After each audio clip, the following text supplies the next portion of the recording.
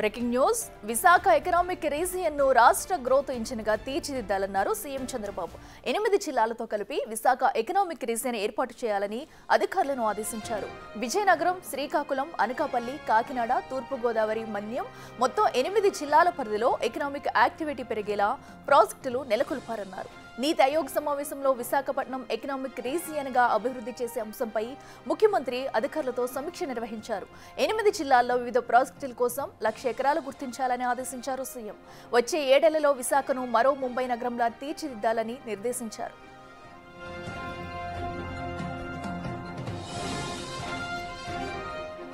6 పోర్టులు, 7 మ్యానుఫ్యాక్చరింగ్ నోడ్లు, 17 మేనేజర్ వ్యవసాయ క్షేత్రాలు, 6 సర్వీస్ హబ్స్, 12 పర్యాటక హబ్స్తో విశాఖ ఎకనామిక్ రీజియన్ను అభివృద్ధి చేయాలని ముఖ్యమంత్రి నిర్దేశించారు.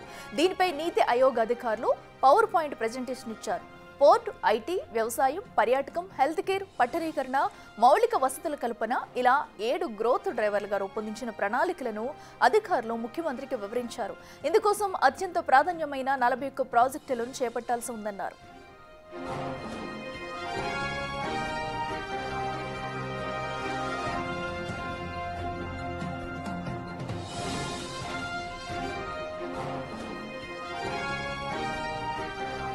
ఇదే అంశానికి సంబంధించి మరింత సమాచారం మా ప్రతినిధి శివ లైవ్లో అందిస్తారు. శివ, చెప్పండి, అటు విశాఖ అభివృద్ధి కోసం పలు నిర్ణయాలు తీసుకున్నట్టు తెలుస్తుంది. పూర్తి డీటెయిల్స్ ఏంటి? అట్లా మొత్తం మీద చూసుకుంటే మూలపాడు కాకినాడ పోర్టు మధ్య కూడా 2032 నాటికి దాదాపు 1.2 మిలియన్ల డాలర్లతో కూడా భారీ ఎత్తున కారిడార్ ఏర్పాటు చేయాలని చెప్పి సీఎం చంద్రబాబు నిన్న కీలకమైన నిర్ణయం తీసుకున్నారు. నీతి ఆయోగ్ సమావేశంలో ఈ కీలకమైన నిర్ణయం వెలువరించింది.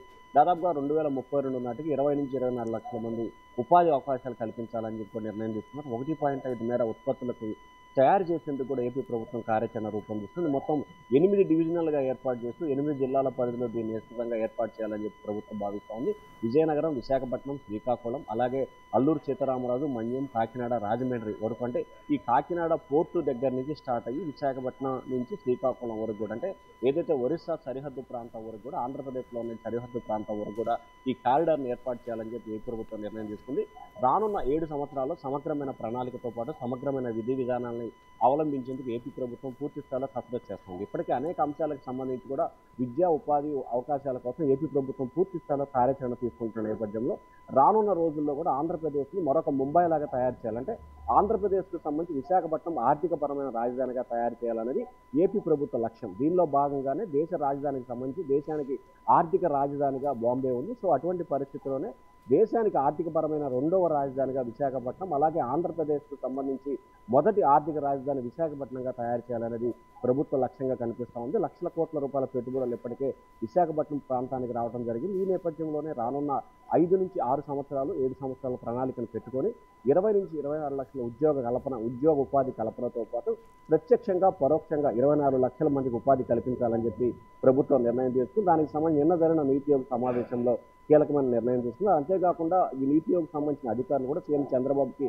ప్రత్యేకంగా కూడా ఒక సిస్టమ్ ద్వారా, అంటే పవర్ పాయింట్ ప్రజెంటేషన్ కూడా ఇవ్వడం జరిగింది. దీనికి సీఎం చంద్రబాబు పూర్తి స్థాయిలో సంతృప్తి వ్యక్తం చేశారు. దీన్ని తక్షణమే అమలు చేసే విధంగా చర్యలు తీసుకోవాలని చెప్పి ముఖ్యమంత్రి కార్యాలయ అధికారులకు సీఎం చంద్రబాబు ఆదేశాలు జారీ చేశారు.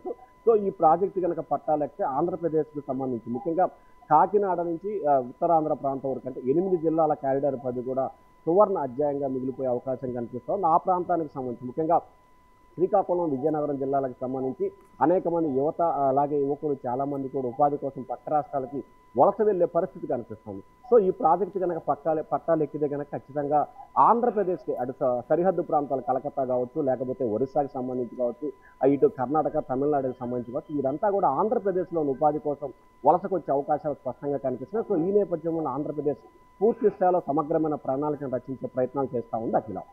Right Shiva, thank you.